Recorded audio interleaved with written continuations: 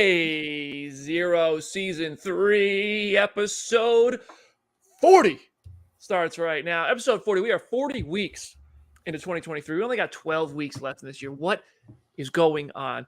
But that doesn't mean we only have 12 episodes of Phase Zero left. No.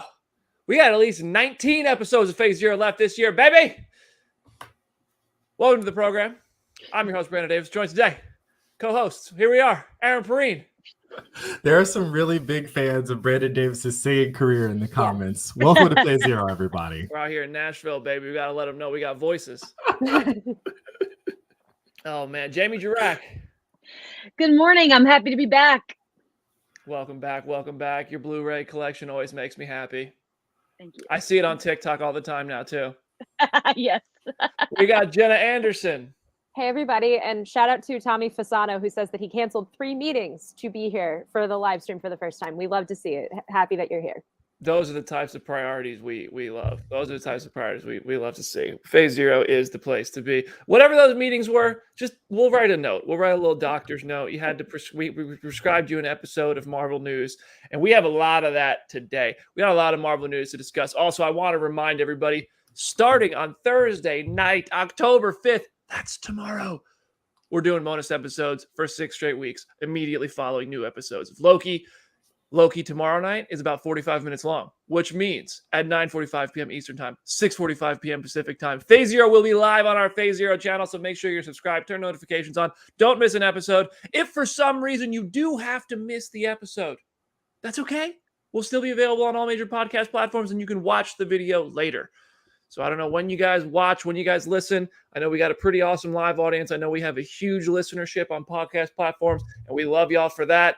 So whenever you want it, it's still there. But if you want to join live, you want to drop some questions and theories and have them be, part of the conversation in real time, well, the way to do that is to subscribe to the Phase Zero channel on YouTube. How are we feeling about our live shows, everybody? I'm excited. Can't wait. A show that's not in the morning? Oh, you think I'm energetic now? The rare times we've done those shows, it has been so chaotic in the best way. So I am very excited to be doing that regularly. I think that'll be really fun. That's right. Also, I'm watching blind with the listenership because I have not seen any of it. I've not seen episode 1. I've not seen episode 2. I've seen none of it. So I'm right there with you, chat. I don't know what's coming. I have no idea. I have no clue. They talk around me in Slack, so we're all going to get through this together. So you didn't even hear about the part where Batman shows up? Oh, my God. No, spoilers. 3D, no! Oh, my God. And it's Val Kilmer, Andrew Clooney. Yo! Listen, it got time travel. We're going to talk about Loki on Thursday nights. Right now, we're going to start the show with Loki reactions, completely spoiler-free. I've seen all 4 episodes. That doesn't mean I'm going to spoil a damn thing on tomorrow's show. Nothing. No. I will give you no spoilers. I will only give you, I will show you the questions I had after each episode. I watched each episode more than once. I took notes, did all that. And so I'm going to pose those questions. If I know the answers, I won't say whether or not I know the answers. Some of the questions I still have, some of the questions get answered, blah, blah, blah. That's enough Loki spoilery talk. None of it's going to be happening today. None of it's going to be happening tomorrow, unless it's about episode 1 on our episode 1 immediate reaction bonus episode at 6:45 p.m. Pacific time. But today we got a lot of stuff to talk about. Loki reactions, Loki steelbook. Jamie dissected it for us. Ryan Reynolds and Deadpool 3 and lots of updates there. X-Men. We got a Daredevil update coming on today's show. And I got a little debate I want to have about Doctor Strange 2 and its director. What coulda, shoulda, woulda, maybe happened with that movie. But let's start off with Loki reactions. My reactions on the YouTube channel. There's a bonus episode on the podcast already. Jenna has seen all 4. Jamie, I believe, only watched the first episode. So Aaron and Jamie are going to be in the same boat tomorrow night. But tonight, or today, wow, tonight, it feels, I don't know. I'm tired at 11 here. We have reactions. I've shared mine. I thought it was great. Jenna, what did you think of these 4 episodes of Loki? I definitely enjoyed them. I don't think that they're perfect by any stretch of the imagination. I think that I loved season 1 more. And I think that there are qualms that I have with season 2. Part of it is also, I'm very curious to see how Jamie rewatches this as a binge. Watching 4 episodes in one sitting was very overwhelming. I will say that. I am very much looking forward to rewatching each episode week to week and being able to digest it as its own piece, as opposed to just this larger 4-hour thing. But there's a lot of it that is really good. The cinematography is unreal. The VFX are unreal. And it's just so nice to see the cast together. And I know everyone on Twitter has already said this. We're going to say this so many times. Ke Huy Quan is incredible. Like, he fits into the fold of the show so perfectly. So I really loved it, but I definitely am curious to see how the discussion is going to go. I don't know if it's going to top season 1. If the last 2 episodes are bangers, it might. But season 1 was so good. I think, and I know Jamie's here. I know, but just season 1 of Loki is the best Disney Plus show yet. And I know we got It's the second best Disney Plus show. You're right, the second best. We got them, that WV army in the comment section, but I said it. Jamie, what did you think of episode 1? I loved it. I did have all 4, but I love being the women of the people. So I only watched episode 1. I went to the launch event and it was so much fun. I got a lot of goodies. And I interviewed Christine Wada, the costume designer. So those are coming to the site, some interviews today. So keep an eye out for that, people. But as for the episode, as Jenna said, Ke Huy Quan was the MVP. I love him so, so much. Shout out to Brendan Young, our listener, who heard me say a couple weeks ago that I wanted a low key shirt, and he made it. It's on Redbubble, and I wore it, and I got so many compliments. Even the costume designer was obsessed with the shirt. So I'm like, Obi is my new fave. I love him so much. And as Jenna said, it just looks so good. It looks fantastic. And that's nice after certain movies this year just didn't look very good. And so certain one movie. And so I'm really excited to keep going. When Jenna, you mentioned that the binge, and I'm hoping that by the time I get to my one sitting binge, it will be easier because I'll have seen it already. I hope that will make that journey easier. But I'm hyped to see more, and I'm hyped to talk about it on Thursdays. There is quite a bit in these first 4 episodes that you're just like, what the hell are they saying? And then I'll just find myself like staring out the window like, oh wait, there's something going on here. So I got it. That is my one big criticism. Subtitles, if you could watch it with subtitles, it might help you, but it's not even like typical traditional English language. It's made up words and time travel, timey-wimey, jargon, which just makes it a little bit tricky to follow. But by tomorrow night, I promise you, we're going to be your experts. We're going to be breaking down the time travel. I love a time travel theory. And I cannot wait to talk about all of that once we can. I thought episode 1 was awesome. Second best episode of the first 4, in my opinion. All right, that's enough Loki reactions. Aaron, I know you haven't seen it yet. Did you want to ask anything? Should we move on? Oh, I just wanted to plug. If you're wondering more of what Brandon had to say, you should watch Brandon's reaction and Brandon's interview with the producer on the Phase Zero YouTube channel. It will help a lot because as me, just Squidward looking out on everybody else running around having fun, I'm like, I don't know what to expect, so I don't even want to ask anything. I want to talk about one thing from that interview on today's show. The full interview with Kevin Wright, who's the executive producer, who also executive produced season 1, is on our Phase Zero YouTube channel right now. He also executive produced Ant-Man and the Wasp and a few other Marvel projects, but not Quantumania, the first Ant-Man and the Wasp, the second Ant-Man. But when I asked this question, I forgot that there was a rumor about Mobius and the TVA showing up in Deadpool 3. It's a hot rumor in the pockets of the Marvel fandom. If you're not deeply in the trenches on social media and Reddit and everything, you might have missed this one.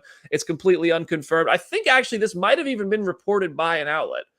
I'm not sure, but I remember it, but I didn't when I asked the question. The question I had was,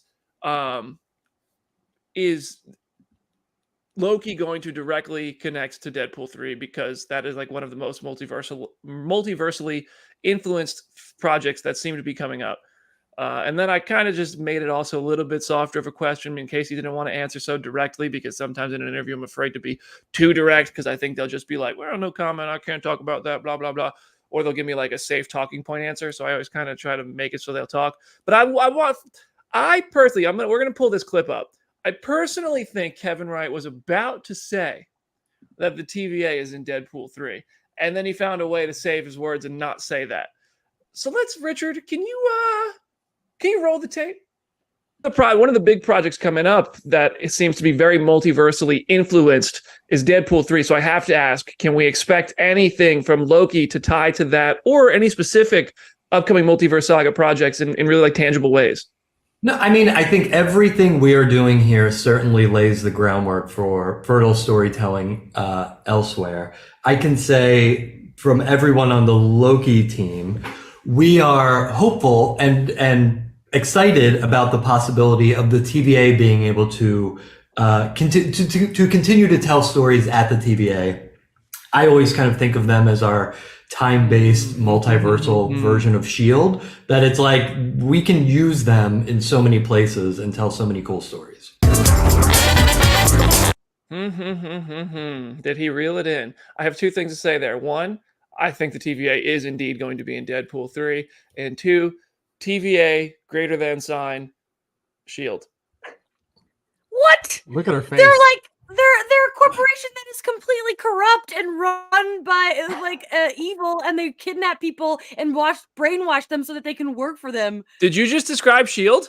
Yeah, I was going to play devil's advocate of like that was S.H.I.E.L.D. for a hot minute. Did you just describe S.H.I.E.L.D.? Even that every single person that works for S.H.I.E.L.D. was brainwashed into it. That's like literally every single member of the TVA doesn't know who they are because they were kidnapped and forced to work for them for all time. And S.H.I.E.L.D. was lied to about all the things they were doing anyway. And apparently they'll have but I don't know. Did you see seasons 2 through 7 of Agents of S.H.I.E.L.D.? Because there's a whole lot left of their history where they're not evil and brainwashing people. Greater than. What kind of nonsense is that? TVA is more interesting. And visually, they're not even in the same ballpark. Jamie was so excited when the S.H.I.E.L.D. comparison came up, and then now this is just so sad. For all time, always. You can't. Obviously, the TV looks better. It's not a network television show. Like I can't argue. I don't make the rules. I don't make the rules. I just watch. I don't. Jamie said, "Not all agents." Let's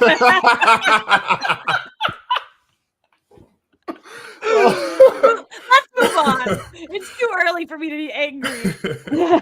Long story short, yay, all in favor of the TVA showing up in Deadpool 3, say yay. Yay. Yay. Yeah. No, I almost turned Jamie off to the idea. Jamie's like, TVA, get him the fuck out of here. I honestly, I think it's going to happen, but I didn't get that from this interview. I don't think he was like, but whatever. I do think it's going to happen. Let me have my fun. All right, actually, Jamie, I want to hear about the Steelbook because I tried to listen. I flew out to I don't even remember why I was in LA. Exorcist and Trolls and Five Nights at Freddy's, which two of them I can't even talk about yet. So, oops. But I went out there for those, and I got there on the day that Loki came out. I rented a car. I left LAX. I went straight to 2 Best Buys and 2 Targets, and none of them had the Loki Steelbook in stock. I came back to Nashville. I have not found the Loki Steelbook yet. Jim Viscardi has a copy for me that he got mailed. Jim got mailed a copy of the Loki Steelbook. What? Jim? So did I. They said, what? Oh, well, did they put it in a local bread? Support Jamie getting the review copy. Jim I know that thing is just collecting dust, and that man is just like, well, I guess I could look at the bonus features sometime, but would have been really good if you could talk about him on Phase Zero. Well, I can't, but somebody here can. Well, not only is it not collecting dust, but I already watched the entire thing, so I have lots to say. First of all, the actual Steelbook looks beautiful. It came with 2 little postcards, one of Alligator Loki. So if you're a collector, it's absolutely worth having for your collection. If you're not a collector, it is an inconvenient way to watch Loki. I was really bummed about this. I talked about it. I did a TikTok video, but the thing about it is, so you can either play all or watch each episode individually, right? But there are no chapters. Each episode is 1 chapter. And anybody knows that it's hard to fast forward on a disc, right? But every episode, like on Disney Plus, does a last time on, which I hate. I have this disc. I don't need a last time on. At least if you're having a last time on, make it a chapter so I can skip through it. So that was really frustrating. I had to sit through every last time on, even though I was binging it all in one sitting. So it is not as convenient to watch as it is on Disney Plus. And that's a bummer. Did the 4K look good? Absolutely. I am happy that I own it for that reason. The bonus features were okay. There's one cool little 5-minute feature about like all the sets and stuff, and it ends with a little sneak peek into season 2, which I think would have been more exciting if we weren't 2 days away, a day now away from season 2. And then the bloopers could have been better, but it was like 1 whole minute, but it did feature a lot of Tom Hiddleston dancing, so I enjoyed that. I also Assembled is on there, which I wasn't surprised. Marvel Studios Assembled. That's on disc 2. All the other special features are on disc 1. That doesn't make sense to me because you're going to watch just the special features when you finish watching the show. They should be on disc 2. I thought that was silly as well. So I had some criticisms with how this is a set as a disc. I think that people are forgetting how to make physical media convenient. It's not just to go on my shelf. It's so I can pop it in and watch it. So so if you're a collector and you want to own this, absolutely. Otherwise, I don't think it's a must. However, I also don't trust Disney Plus or any streaming service to keep things forever. And these days you just never know. So it's also, I think these are good to have just in case we one day lose things. So that was my review. I did enjoy watching it again. I'll tell you that. Such a great show. Those don't sound terribly like they're going to piss me off too much. I'm still pretty excited for it. I'm going to dive into it probably tonight and finish my rewatch of season 1 before we do our Loki episodes tomorrow. I appreciate you sharing those insights with us. I still am on the team that I wish there was a non-steelbook physical media version, just because the rest of my collection isn't steelbook. But again, I don't really care. I'm a collector. I just want this in my collection. That's a big reason why I want this. B, I think that it is true. Disney Plus and Hulu and all these things are pulling things down, and they're just they could go. I don't think the Marvel shows are going anywhere, but in theory, they could change something because they've done it in Miss Marvel and the Falcon and the Winter Soldier and WandaVision that we've caught. They could, now that it's out there, we got to hold them accountable with physical media.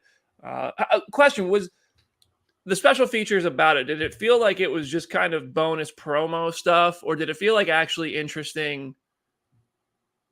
I think the only thing that's really interesting is Assembled, but I didn't watch that this time around because it was out so long ago. We saw it then. Okay. That's the other little 5-minute feature. I think it's called Behind the TVA or something like that. Did have a couple little tidbits, but it's only 5 minutes, and the last minute is basically a trailer for season 2, and that's it. Oh, there's also 2 deleted scenes. I forgot about. There are 2 deleted scenes. One is Loki and Sylvie on Lamentis. One, it's like an alternate way of them getting caught by the TVA. It's very awkward. It doesn't work. But the other scene is when Loki is looking at his memories. They show him one of his coronations where he's becoming king, and then Frog Thor comes in. So see, Frog Thor to see is really fun. I couldn't remember if they had released that online before or not, though. No, I don't think so. I saw IGN post that on their Instagram account. That's how I saw it. Once the Steelbook came out. So yeah, it was very pre-viz, but the actual Frog Thor was fun to see. Nice. All right, we're going to take a quick 1-minute break. We come back. We're talking about Taylor Swift because everyone else is too. So stick around.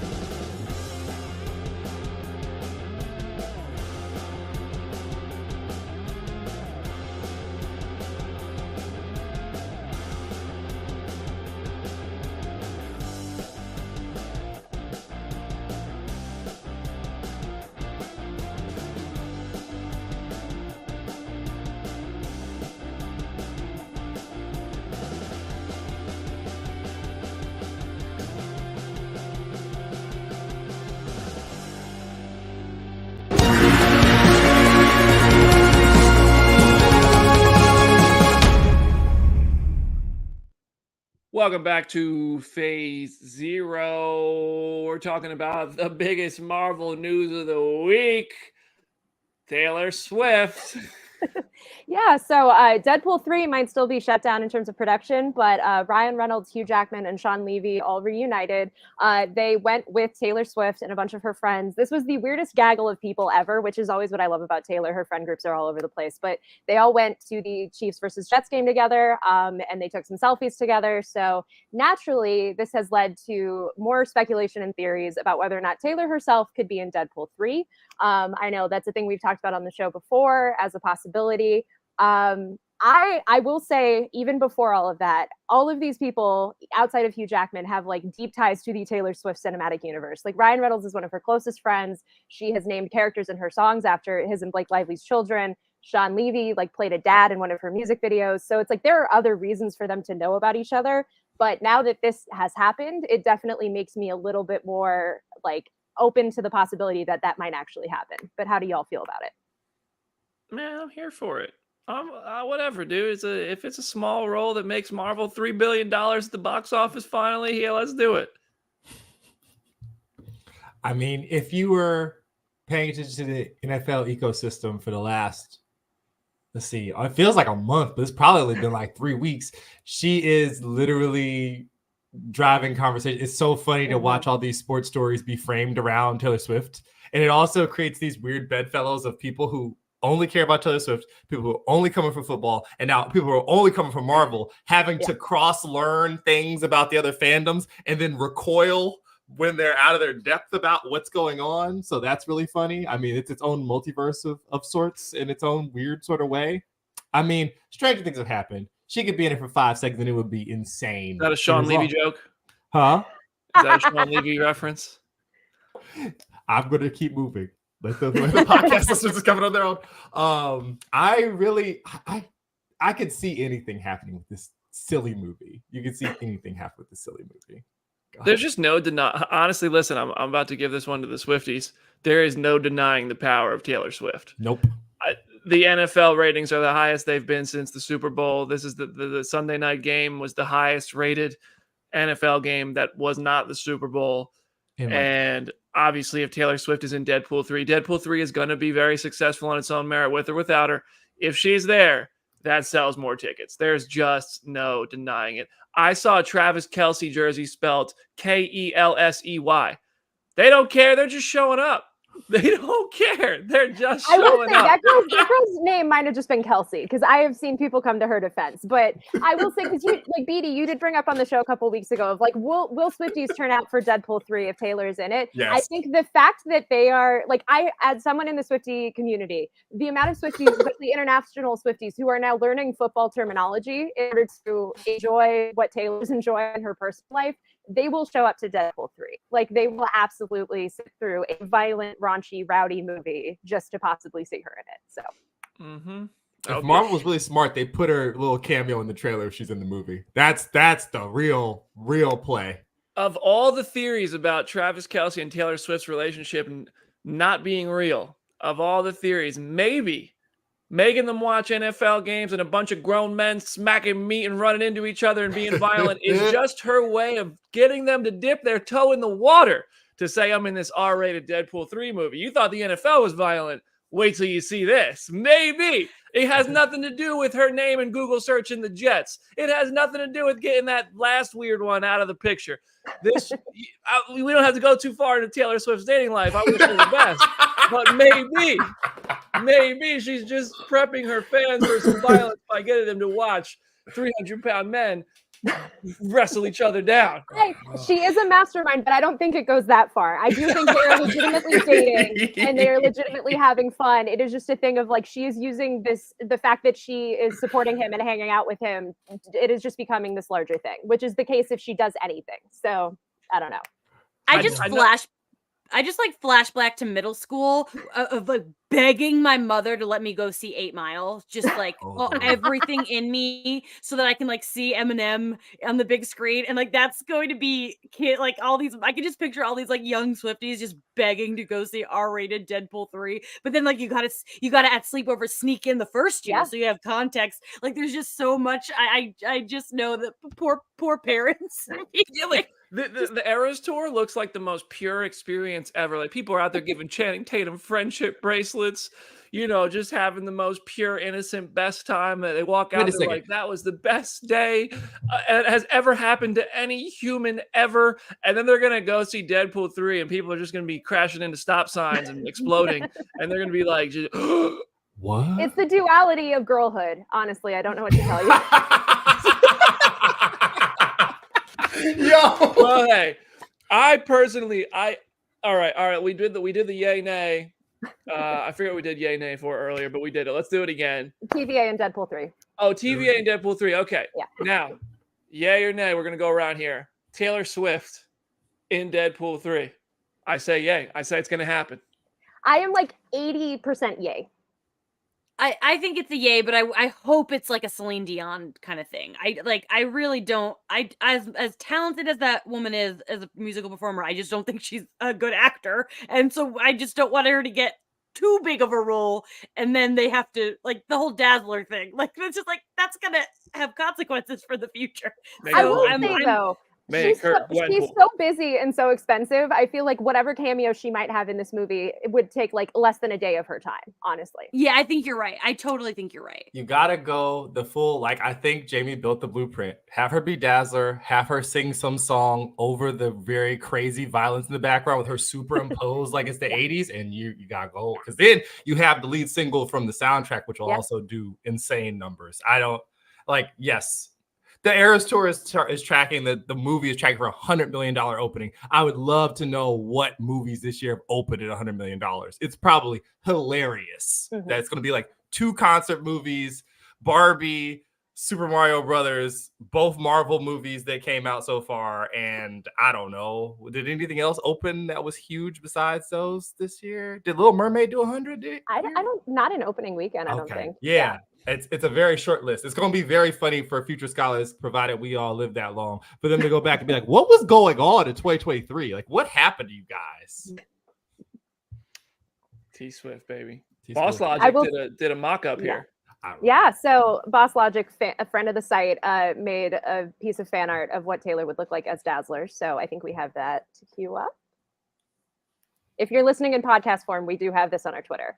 But yeah, so there's just an indication of there is so much fan art out in the world of what she could look like as Dazzler. I will remind people that this was a rumor that started even when like X-Men Apocalypse was happening, and they'd had to get debunked like a dozen other times because all of that cast went to a Taylor Swift concert and people got the wrong conclusions from it. So there is so much good fan art of her as Dazzler, and this is just an example of what it looks like. If anybody's gonna make this happen, it's Ryan Reynolds. Yes. This dude, you know what? I'm about to message him right now and ask him to put me in the movie. All right, yeah, I'm gonna do it. Ryan Reynolds puts people in movies like, if you look at Free Guy, Ryan Reynolds just has friends in the industry, dude. People like this guy. They like showing up to work with this guy. He got Hugh Jackman to come out of Logan retirement, which I don't think was that difficult. I think he was like kind of wanting to anyway. But I think people like working with Ryan, and I'm not. He pulls these strings all the time.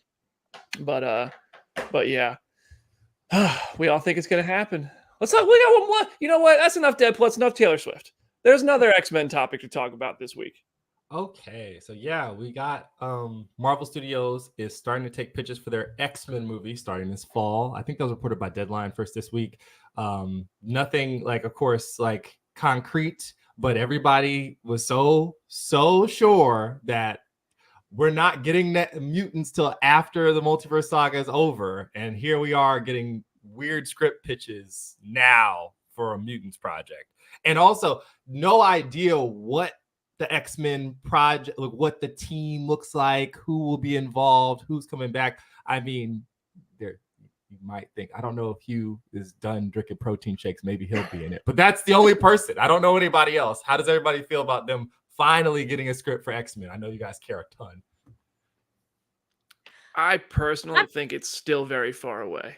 Yes. I saw people joking like we might get, X-Men movie production before Fantastic Forecast. No, we won't. No, we won't. This is just pitch meetings for a writer, for an idea, for an X-Men movie. It's already the end of 2023. I don't think the X-Men, I sure as hell hope they don't put the X-Men in Secret Wars in any sort of key role, the same way they put Captain Marvel as the last movie before Endgame and then gave her a key role in Endgame. Like, I think the X-Men are such a big character. They deserve to be fleshed out. I think Captain Marvel was a big character, deserves to be more fleshed out. It just felt like a last minute sort of, here's an addition, here's a key part of the end of the biggest saga ever at the, like right here at the last. So if you throw the X-Men in 2026, if their movie is right after Kang Dynasty and then they play a big role in Secret Wars, it's kind of like, sure, yes, I want the X-Men, but I don't think it's going to go down that way.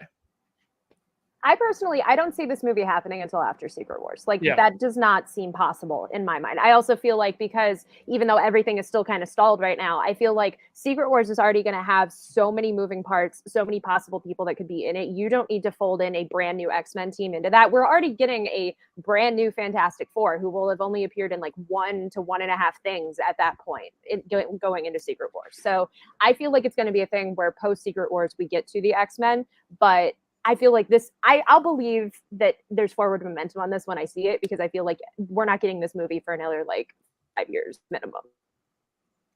I wouldn't be surprised if they were like jump starting on getting a script or getting ideas, because they realize how difficult it's been to cast Fantastic Four, and they're realizing that getting these giant casts together and getting these actors to commit is more difficult than they realized. So they're like, we might be really far away, but let's start planting those seeds now, so that we're not in another Fantastic Four situation where people have been for years waiting on this cast. I could definitely see that. Yeah. What if that's how we figure out this SAG strike is over? There's just white smoke out of Marvel HQ, and then you get 4 of them on Twitter, and you're like, I guess we're done. I think the X-Men are really going to have to carry a lot of water for Marvel Studios. They're going to have to carry a lot of weight to keep the franchise going after Secret Wars. And I think we all have the things we love and the things we've criticized about the past few years of the MCU. We're all still here. We're all still very excited, but also we can be realistic and acknowledge the MCU hype, the MCU anticipation, the event nature of these movies and these TV show releases is not what it was even 2 years ago, let alone with Endgame and the build up to Endgame, whether you're talking about Black Panther or Thor Ragnarok or even Ant-Man and the Wasp, which made more money than Quantumania, didn't it? Right? Didn't Ant-Man and the Wasp finish with a bigger? I don't know. Maybe that could be. Please, that might be an incorrect, but it's close enough to even have that thought. It just Guardians of the Galaxy Volume 3 felt like an event. It was a great movie, but I think the fatigue is undeniable. I think that it would be silly to say like, what's up? No, I did Google it, and you are correct. It's like it's a really wide margin, because Ant-Man and the Wasp made $622.7 million, and Quantumania made $476 million. So, and of course, there's no denying that movie came out between Infinity War and Endgame. That certainly helped it balloon up a bit. It made more than the first Ant-Man movie. It made more than the third Ant-Man movie. But I still think that there's no denying that the ticket sales too. It's not like Spider-Man's an exception. Spider-Man was definitely an event, but I think the nostalgia has happened. Toby already came back. So I don't know. I think the X-Men are really going to have to make the MCU feel fresh again, and I think it would be wise to save that until after Secret Wars as sort of like the next phase, the next saga. But who knows? Maybe I want to see them. We're going to see some of them in Deadpool 3, so hopefully it starts to become a bit more clear what the plan is. But I do think it's going to be a while before this pitch turns into an actual movie we can buy tickets for. I will say they got a road to hoe for me. If all of it's pinned on the mutants, baby, we've had so many they're doing that draft last week. Really made me think about, there's been a ton of X-Men movies. They're gonna have to really bring it to make me care, because I've seen all the stuff. I've seen Patrick Stewart get killed 8 million times. Like, I don't know how you're gonna make me care about some of the stuff that I should absolutely care about. Where I can watch Uncle Big get murdered over and over and over again. I will still show up to see, wow, was it safe this time? Wow. I will say on that point with the X-Men, because I've already seen, there was like another outlet that wrote an article of like, the MCU has an opportunity to do Dark Phoenix correctly again. And it's like, I feel like once we get the X-Men, hopefully, we're going to pivot to types of stories and types of characters and types of status quos that we have not already had on film. Like the Fox movies, despite how many of them there are, have only really scratched the surface of what the X-Men comics are. And so I feel like there is an opportunity, depending on how we do it and depending on how much nostalgia plays into it, to like do something that is really distinct and is not like the movies that we previously saw. the only one of these things, there's two of them that feel different. There's like First Class and Days of Future Past are the two X-Men movies that feel the most different that don't involve Deadpool. You're going to have to bring a lot of that. Yeah. I've seen all the stuff. I've lived a long time now, unfortunately. My back hurts. You're going to have to bring it. I see Mushfiqur, I hope I said your name right, in the comments section right now. If I did say it wrong, Joppa, please correct me. But said that I was listing Phase 3 movies when talking about the hype. Well, let's dive into that. Let's talk about the hype, about the MCU right now. Loki is quite anticipated. Certainly doesn't feel like the 2021 WandaVision Loki Season 1 stuff. But with the Marvel fans, there is a ton of anticipation. I just haven't seen Disney Plus release one of those highest, watched premiere episodes since I think Hawkeye. So it's interesting. But let's talk about Phase 2 movies. And the same person said that Infinity War is when the event nature started. I think that's false. Civil War was an event movie. Everybody was flying out, was flying to the theater to go see Civil War. Every piece of news about Civil War was huge. I mean, Spider-Man: Homecoming, that was an event. Black Panther, that's season 3. Phase 3, that's an event. I think Phase 2 had plenty of events. The first Avengers movie was absolutely an event, a huge event. So I don't know. I don't even know what I'm getting at. I think it's just that, yes, there are still tons of people who are hyped for the MCU, but I think there's also a lot of people getting frustrated, whether it's because they don't think the content is as good as it was before, or because there's just too much content. And I definitely think that too much content has a viable argument. I think the 5 shows and 4 movies in 2021 was a lot. And I've enjoyed the pace we're getting content and movies and shows in 2023. Man, y'all talk about stuff that I forgot. Civil War versus Batman v Superman. Dear God. Yeah, a million years ago. Yeah. My goodness. Exactly. And that was, I mean, also comic book movies in general they were everything in those years. They were the only thing at that point. And that's why everybody gets on Martin Scorsese about it. Yes, comic book movies are still moving the needle, but this year they're not even the biggest films. Yeah. It's interesting. It's an interesting shift. But we're still here for it, man. Marvel's still, we're cranking out. We got a lot of exciting stuff coming. Just to acknowledge these things is not to say we don't still love this stuff. Like, God, I always worry because it's the internet, man. As soon as I say anything, people are like, BD hates Marvel. This guy's whining as soon as I criticize something. But if I say something's great, then they're like, he's a shill. This guy. It just doesn't matter, dude. It doesn't matter. No matter what, my opinion on Loki is going to get me screwed either way, because I really enjoyed Loki. By the time the rest of the world gets to episode 4, some people are going to be like, oh, BD, great opinion. That was awesome. And then there's going to be tons of people who are like, you fucking idiot. You love everything. You go never get on the internet again. They'll probably be a lot meaner than that. Though we're going to take a 1-minute break. When we come back, we're going to talk about Daredevil and then a little bit of Doctor Strange and the Marvels. We got a little debate to have about Doctor Strange. See you in a moment.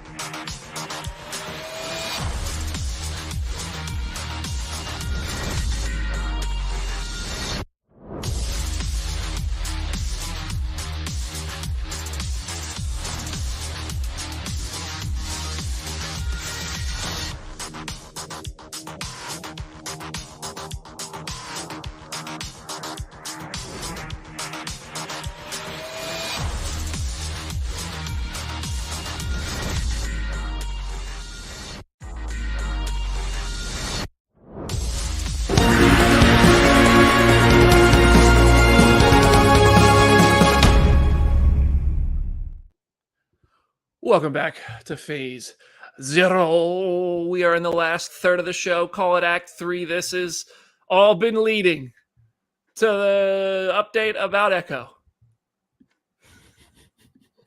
We're doing that first. Yeah. Awesome. So they did release an Echo synopsis. One was shared with the United States Copyright Office, so you know it's legit. And so it looks like Echo is taking over Kingpin's empire. So here's the synopsis. Marvel Studios presents Echo, in which Maya Lopez Lacquacock struggles to reconnect with her Native American roots while balancing aspirations tied to a life of crime as successor to the brutal legacy of Wilson Fisk, Vincent D'Onofrio, aka Kingpin. In the first episode, we are introduced to Maya Lopez and her struggles, and that is the synopsis. Apparently, it's unclear how big Kingpin's role is going to be because he's credited after Cox, but I don't know if that necessarily means anything because with the way that billing works is a whole interesting hierarchy. But yeah, I'm still bummed that this is going to be a one drop. But what do you guys think about her taking over? I like that. It's very unexpected. Like I wasn't sure based off of the little that we knew and the footage that screened at D20 or at D23.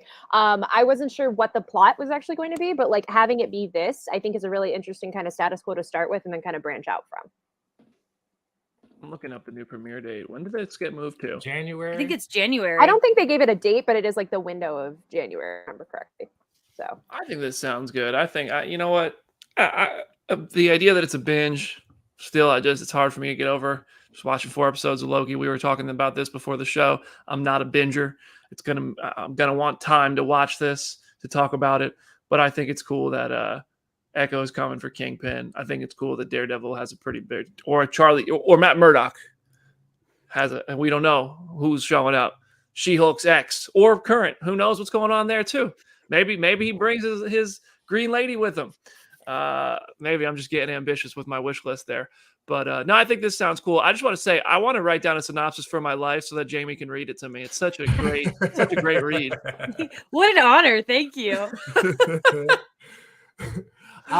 It does sound exciting. I am kind of baffled by there's been so much said about the show. I just want to see the show. Like there's so much stuff been said about this show that I'm like, I need to see what this is. That's kind of where I'll be honest. It's not like crazy high on my anticipation board anyway, to be honest. Like I'm going to watch it day one. I'm excited to see it like any Marvel show. It's not that high up there. And it's been so talked about and moved around a bit that it's hard to just be like, okay, well, I just want to watch it. Just let me watch it at this point. Patrick King in the comments on YouTube says, are we going to have live episodes of Phaser after every other hour after the episodes drop? That's, you know what? Good idea, Pat. Oh, man. We got to figure out how we're going to approach that because that's going to be interesting. I think we're just going to do an Echo episode. Yeah. Sure. But we have actually, this is a great opportunity. Not only are we doing the Loki episodes, we're going to do the Marvels bonus episode. And there's a Avengers Lego special coming. Yeah. Avengers Code Red coming to Disney Plus. We might do a bonus episode for that one as well. A buddy of mine is this kid, the kid Jonathan. He's a grown ass man. I'm sorry. His name is Jonathan Pushkar. He runs an account called Mini Superheroes Daily. It might be Mini Superheroes Today. Let me see and make sure. But I told him I want him to come on because he already shared a great theory with me. Mini Superheroes Today. On Instagram. He's got 155,000 followers. He posts all sorts of custom and just reviews all the Lego Marvel sets. And he has a huge collection, lives right up the street. But he's going to be joining us to talk about Avengers Code Red, the Lego Marvel Disney Plus special. So that'll be cool. So we'll have that October 27th as well. So we have at least 19, possibly 20 episodes of Phase Zero coming this year still. And if there's like a big trailer or something, you can bet your bottom dollar immediate reaction coming. Let's keep it going, baby. Phase Zero is better than ever. Anyway, I'm just sorry. Sometimes I tangent. Sometimes I get excited to talk about us, guys. Somebody's gotta. So as one of the things that we got left to do this year, the Marvels has been confirmed to have the MCU's shortest runtime. You got an hour and 45 minutes according to the AMC website. That would be shorter than both Thor: The Dark World and The Incredible Hulk, and both of those were an hour and 52 minutes long. So does this change how you feel about the Marvels at all, knowing that it's on the breezier side of things? I feel like this short has to be intentional. Like I don't know, especially for in the superhero movie world, like to be able to tell a story in this amount of time, that has to be your intent from the get-go. So I don't know. I trust Nia DaCosta. I trust whatever they have in store. If I walk away from it feeling like it's maybe a little too rushed, then that'll be one thing. But right now, I'm not going to let the runtime affect whether or not I'm excited for the movie. I'm still very excited for the movie. I truly could care less about a runtime. I like, for example, Barbie was under 2 hours, and it was a perfect amount. My favorite movie that I watched this year for the first time was 5 hours long. Until the End of the World is my favorite first time watch of 2023, and it was 5 hours. Jesus, but in my top 4 is also Barbie, which was under 2 hours. Like, if you're crushing it in whatever runtime you're given, I'm all in. I do not care how long it is, as long as you are utilizing every minute correctly. Yeah, that's where I'm at. I think judging a movie based on its runtime is stupid, and I see a lot of people. I see a lot of people on Twitter claiming they're judging the Marvels for its runtime, and I see that I don't think that's what they're judging it for in a lot of cases, and they need to shut up. That's just oops, sorry, you stink. But the movie hopefully doesn't. And I'll be honest, I don't even the Marvel's trailers aren't doing much for me. I like coming off Secret Invasion. The one thing I said this before, the one thing I most liked about Secret Invasion was its tone. It was grounded and raw, and like it felt adult oriented. And the Marvels feels like the opposite of that. And that it hasn't done a ton for me. But that's like, it's one thing to judge a movie off of its trailer. It's another thing to be like, oh, I'm just nitpicking this thing that actually gives me no information about the quality of the film. And the runtime is not indicative of the quality of the film anyway. There have been great comic book movies shorter than this. There have been great comic book movies longer than this. And there have been bad movies on both sides of that as well. Whatever. It's the shortest MCU movie. You know what? Kind of nice. We'll go in, we'll go out, we'll have a cool experience with a movie, and we won't have to be there and plan a whole day around being there for 2.5 hours. Whatever. For the audio people, you just heard Brandon Davis go, "Are you sure about that?" About something about people being upset about this movie.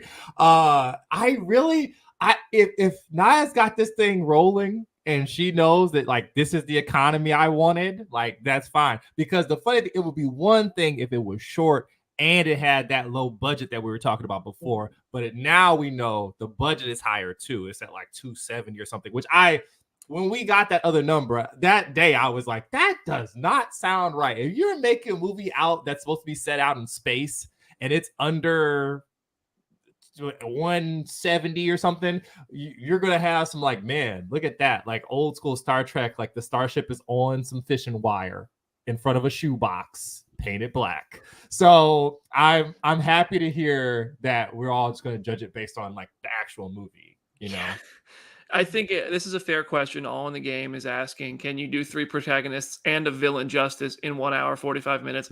I say yes. This isn't an Avengers movie. This is, and also, by the way, this is a sequel to a lot of things that make $1 billion. To a movie and like 3 Disney Plus shows. To the most memorable of the Disney Plus series in WandaVision. To everybody loves Iman Vellani and Kevin Feige's hyping her up in the thing. I'm like, I just can't imagine. And now, to Jenna's point, it's got all them IMAX screens because they moved Dune because they got scared. So there's no excuse. Taylor Swift scared Dune, baby. I was not. No, that was Warner Brothers just not wanting to do the press tour without that cast. Honestly, that was why Dune moved. I will stand by that argument. I think 100%. So, yeah. Listen, I miss Zendaya too. You got come on. What's going on here? I'm fine waiting if it means I get Austin Butler being chaotic on a press tour. So that's totally fine by me.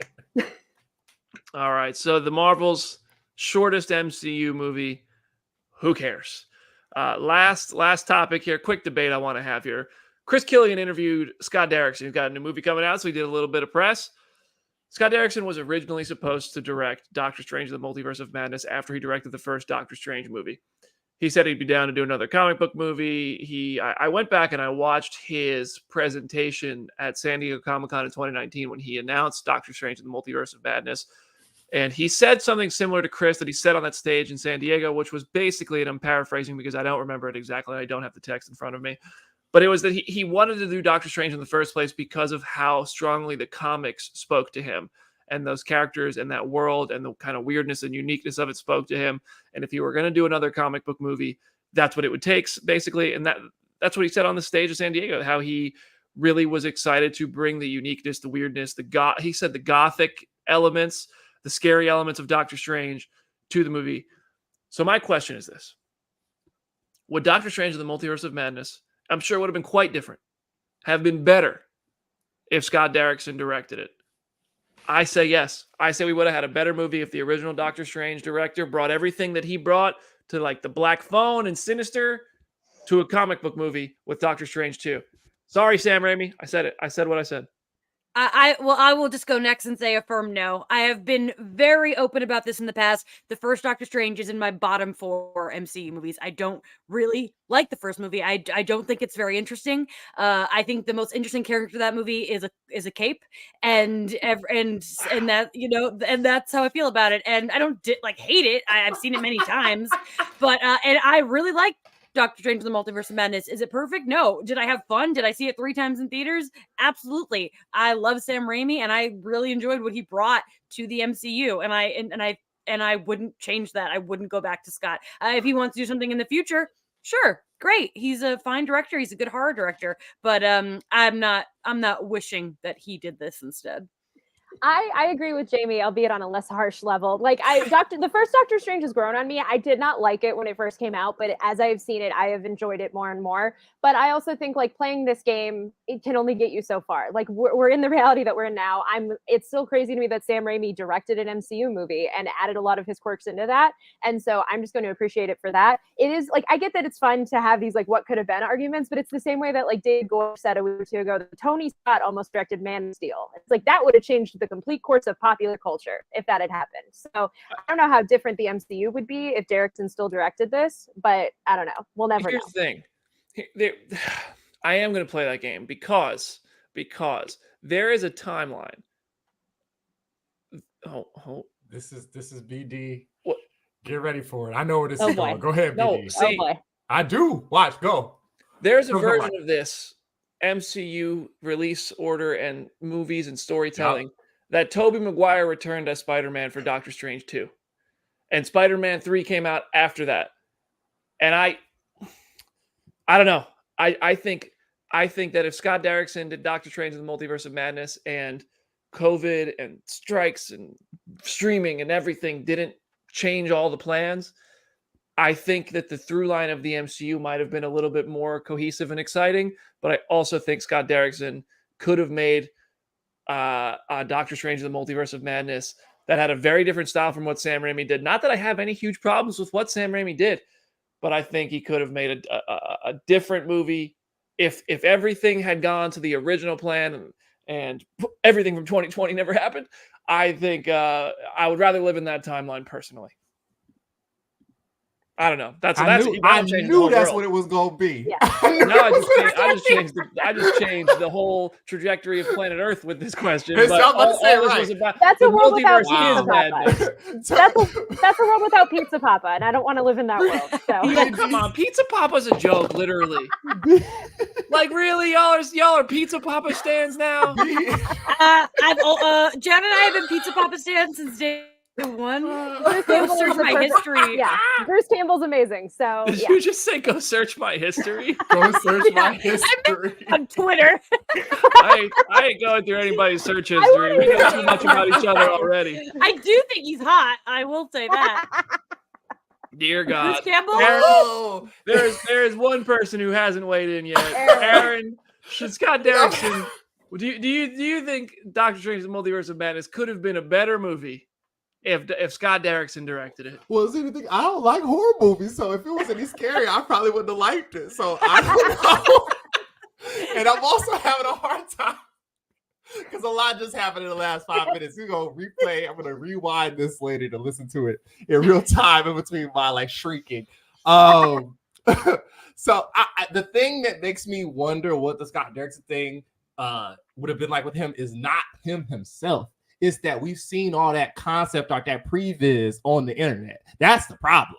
Like, what was going on where they visited the universe where Hydra won and there were Zeppelins and crap? Like, what the weird alternate Doctor Strange with the fez and the monkey and the organ grinder thing? Like, what was going on with that? This whole thing with his sister supposedly dying in the lake and us getting the flashback to that to explain some of his trauma. And those are script things. Like, I think it was All in the Game on YouTube said, like, those are script things. I don't know if it was really him. Also, I just the funniness of like going back and like literally BD like taking the time stone from Thanos, and now we don't have COVID and everything goes right. It's like a very comforting notion. Yeah. BD, if you could get on that, that'd be great. Say hi to Steve for me. Like, it's just there's so much stuff that is clearly been shuffled around because of both like Bob Chapek being like, yo, streaming is the priority. So all these shows need to exist. I would warn them, don't do it. It's I'd literally go back to 2019 and I'd say, yo, streaming is a mistake, big guy. Chill. Chill. BD goes back in time when Ryan Reynolds kills the one from Deadpool and then goes straight to Bob Chapek's house like, dude, they're making a mistake. Don't do it. So I really enjoy parts of Multiverse of Madness, and I really didn't get the like Raimi aesthetic style that like Tony somewhere like rolling his eyes at this very moment. But it made me have like an appreciation for it. So I do have a soft spot for it. And Elizabeth Olsen just being ruthless was great. Just being ruthless. I don't know about some of the other parts of it, but her just being ruthless. I'm like, yo, she was the best monster movie villain of my very limited viewing of that entire year. She's terrifying. If I saw that, I didn't want to say it. I didn't want to seem biased, so I didn't want to bring her up in my defense. Oh, of that we movie, know. But We know. It's like it's tattooed on you. So it's fine. I'm alone on this island where I think Scott Derrickson could have made a better Doctor Strange 2 than Sam Raimi did. It's whatever. That's fine. It's called BD Island. There's a lot of weird takes up here. Due to my rankings, BD, if they did manage to have Toby in it, that might change my opinion. That might do it. Okay, well, here's what I don't know if I've ever jeez. told this story on here. I don't know if I've ever told this story here, but I'm going to tell it now. And this, I believe this is true enough. I heard about, I didn't hear about Andrew Garfield, but I heard about Tobey Maguire long before Fandom Wire ever first ran that report, like at least a few months. And I had heard that Vanity Fair ran the story about Michael Keaton playing Batman again because they caught wind that Tobey Maguire was coming back to play Spider-Man in Doctor Strange 2. Then everything shifted around after that. And then I think what happened is the stars aligned and Andrew Garfield came back too. And they said, okay, we have the opportunity to do this. Let's do this. I don't think Spider-Man 3 was supposed to be the big crossover with the Spider-Man movies originally. I do think a lot of that Craven stuff was true. I think filming and whatever it was, like Iceland or Greenland, all that crazy stuff they wanted to do originally was supposed to happen. And then I think things changed once all that happened. So it's interesting. Now, I'm not 100% on all that, but I'm confident enough to say it on the show. It's years ago. It doesn't really matter. So this is what right it is. Under Avengers Tower on the BD murder wall plot things. For those of you following at home, this is one of his like main BD conspiracy theories that like actually hold some water. If you like look at it real, I'd watch the video essay where he explains this to us. I sure would. BD Island just has like a sand sculpture of Avengers Tower. It does. I love when we don't agree because I think it just makes for better. Better. Yeah. Oh yeah, the shot. When we're all sitting here, like, yeah, it was good. I liked it, or oh, well, it was okay, whatever. We all say the same thing. The show, it's got to be kind of boring. But when we're out here, debating, these TVA facts, versus the Scott Shield, Derrickson, Again, Aaron. Just cool down. What happened? TVA versus Shield. Hey, listen.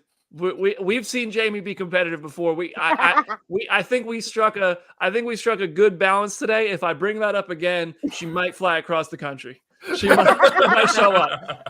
Hey, you know what? I'm pretty sure Taylor Swift lives like 20 minutes from me, so we could go find her house and just knock and say, "Hey, you in Deadpool 3?" So y'all come out. No, okay, just kidding. Nobody, please don't go show up. Please don't do that. Please don't. Seriously, don't. Don't do that. Don't do it. And if somebody does do it, it wasn't me. And I don't think any of our listeners should do it either. Disclaimer. You got to do those these days. But hey, our Phase Zero audience, they're great people. They wouldn't do that. Anyway, all right. Well, I don't know what the hell's going on. That's today's show. We are back live tomorrow night. I am so hyped for this. We get to talk about Loki. We're doing it live. I expect 1 million people to be watching us live. It's going to be amazing. The biggest episode of Phase Zero in the history of history that we just rewrote on today's episode. Tomorrow night, 9:45 p.m. Eastern Time, Thursday, we will be live on the Phase Zero channel. It will be a live video. It will then be a podcast audio on all of the major podcast platforms as quickly as possible. So probably, I don't know, within a couple hours of the Loki episodes there will be audio, so you can listen to it Friday morning. You can listen to it late Thursday. If you're Layla, if you're in the UK, I don't know what time you get it, but you get it. So thank you for listening. Please join us and subscribe to the channel on YouTube. It'll also be on the Comic Book Twitch channel. Jamie, any last words for today's show? Yes, I am Jamie Jirak on Instagram, Letterboxd, and TikTok. I have an Ahsoka reaction to the finale up on my TikTok right now. And later, keep an eye out because just when I thought I was out, they pulled me back in and I saw X, and I have a lot to say about it. So I will be talking about that on my TikTok later today. Aaron. It's at Someone Like Her on Twitter. I got to talk to the Monster High 2 directors this week. And that's going to be fun, spooky times for much younger ages, befitting my distrust of horror movies. So that's all on comicbook.com and on IG. So yeah, fun time. Your stories on Instagram looked awesome. Thank you. Oh, yeah, I loved it. A fun time. Slime. Slime. Two people here have been around Nickelodeon slime. That's right. Yeah. Jenna, what are we doing? I know. We need to step up our game. Move to LA. Move. You get slimed here all the time. It's like a requirement when you live in LA. That sounds about right. Yeah. All right, Houston. Well, I'm just going to 7-Eleven, man. Why? Jenna, tell them to go read some comics. Yes. It's at Hey It's Jenna Lynn on whatever social media platforms exist anymore. Go read some comics. There are new issues of Birds of Prey and Fire and Ice Welcome to Smallville this week. Both of them are absolutely wonderful. And just to plug more Taylor Swift as Dazzler fan art, Steven Defendini on Instagram has done some favorite fan art of her like over the years. He has done some incredible Taylor as Dazzler stuff. So go follow him. It's the power of the Swifties unite. All right, y'all, that's our show. Thank you so much. Thank you, Aaron, Jamie, Jenna, Richard, Peter, everybody who's a part of today's show, the millions and millions watching around the world on Phase Zero. Thank you so much for being a part of the show. We'll see you tomorrow night for Loki episode 1. Let the Loki era begin. See you there.